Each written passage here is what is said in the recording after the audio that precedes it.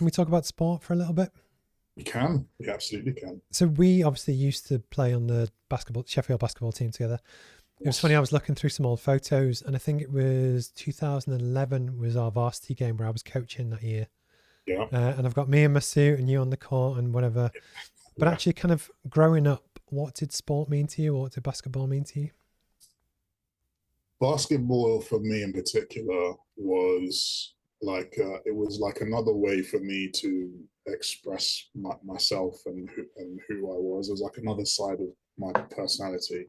Um, I think a lot of people who knew me would see a very different kind of version of me when I stepped onto the basketball court. You know this from playing with me and from coaching me. You know, I had quite an aggressive style of play, I would say.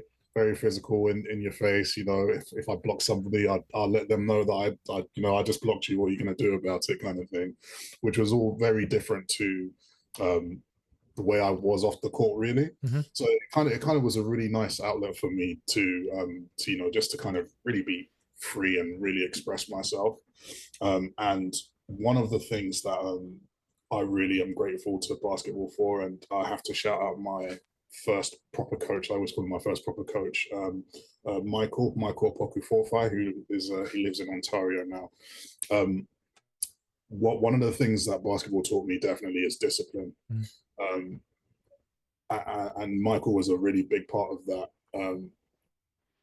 I think you realize actually that playing a team sport in particular is not just about passing a ball and scoring some points. There's just so many different layers to what's going on, and you have to be in tune with your teammates. You have to understand plays, all of that kind of stuff. But it just showed me that there's to produce on the court, there's so much that goes in Hmm. behind that. Hmm. You see somebody sink a nice shot, and it's like, yeah, it looks nice. Nobody sees the hours that person put in Yeah, to be yeah. able to hit that shot, unless they did it, accidentally. But what I'm trying to say. So, but basketball is really big for me in terms of teaching me that concept. Because that was always the big thing for me, is that with I was never an elite player. I was pretty decent, but there's a distinct difference between people that play BBL or higher Yeah, and absolutely. people that don't. So when if you so I still play as part of the Newcastle Eagles team community thing here. You see the BBL players or GB international juniors, whatever. But there's a distinct gap between people that are good that play uni, Yeah, ignoring Loughborough and stuff, yeah, and the elite play. But because of that, for me it was more about the team, if that makes sense. So it's bringing people together, getting them to trust each other, like each other, enjoy it, yeah, making sure that everyone got kind of decent minutes. It used to break my heart when you play on teams where the coach takes someone just because they drive a car to drive you yeah, to that away game and not give them any. So for me, basketball was always about that. But one of the things that I really kind of love as well, I put a post up about it. One of our former Sheffield alumni, so Tolu, that also works at yeah, KPMG. yeah, yeah, It's one of the things I've really spotted is how many people that played a good level of competitive sport have really gone on to some really impressive stuff in their careers. And I just wanted to ask you about almost the transferable skills for that same hunger and aggression. That yeah. a lot of that group, so you could pick us two, you got Josh, you got Andreas, you could just name all of them. It Yeah. almost doesn't matter what the sport is. I've just gone on to do really good stuff, and I just didn't know what your thoughts were. That's really interesting. I think there's a well, if you're going to play a sport at any decent level, you have to be a competitive person. And I think some people see competitiveness as like something that's really one dimensional. It's about I want to be the best and blah blah blah. I don't think it always takes that form. I've seen all sorts of types of competitiveness, if that makes sense. So, for example, my competitiveness on the basketball court, it was very loud, but sometimes people can be quite quietly competitive. Like you can see, when let's say somebody, if we put in a basketball context, let's say somebody crosses them up and scores on them, and you can see them kind of quietly internalize and be like, okay, that person's not doing that again.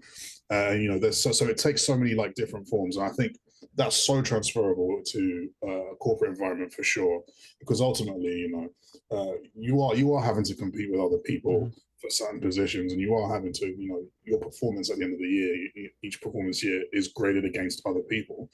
So that competitiveness, I'm not going to say you necessarily need it, but it certainly doesn't hurt to be a little bit competitive. So I can see definitely how someone could take that and transfer it to something else in their life.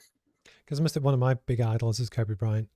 And it was Mm, funny that he was the basketball player that I loved to watch.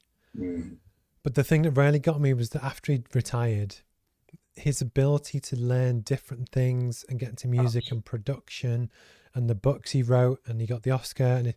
But he was obviously a really smart guy.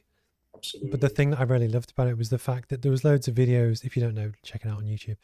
His work ethic for what he would do for waking up at 4 a.m. to put, it was the practice, the reps in, so that at the right time he was extremely successful because he practiced, he worked hard. And I know RIP is dead, but I still apply that to business. So it's that balance of where, for me, I don't have to be perfect. I don't have to hit every shot, Yeah, but I promise I will work harder than my competition. yeah, And I get that from sports, and I get that from inspiration, in other people. That I think yeah. but it's when he kind of proved that it wasn't just about the athletics; it was actually the bigger picture. Absolutely, and it kind of goes back to what we touched on earlier. What I touched on earlier with Coach Mike, that everybody sees the end result, on match day, but all the stuff that goes in to to someone being successful in their career, a lot of people don't see. Yeah, it's When everyone always wants especially with Instagram, they want yeah, the highlight reel, the dunk, the celebration, yeah, but they very rarely put the graft in. yeah, And it's just, ab- I love sports analogies. It's funny actually. I'm on the board of a company that's going to float on the stock market, and when I give my advice, so I look after all the sales and marketing stuff. Some of the guys always joke that I have relationship metaphors. So I always joke about teenage dating things, but I love to use analogies to talk about how things work, and anyway. But sports again is a brilliant one to kind of just explain stuff that I think it's so applicable to business. And Mark Cuban, who's the owner of the Dallas Mavericks, Mavericks, yeah, he basically talks about how business is like the only sport that competes 24 hours a day, 7 days a week. It doesn't stop, and it goes on for years. As well, basketball, when the whistle goes, okay, we're fine till next week. Business is it's 24/7. it's constantly, And yeah, that is, rightly or wrongly, that's kind of how I view it.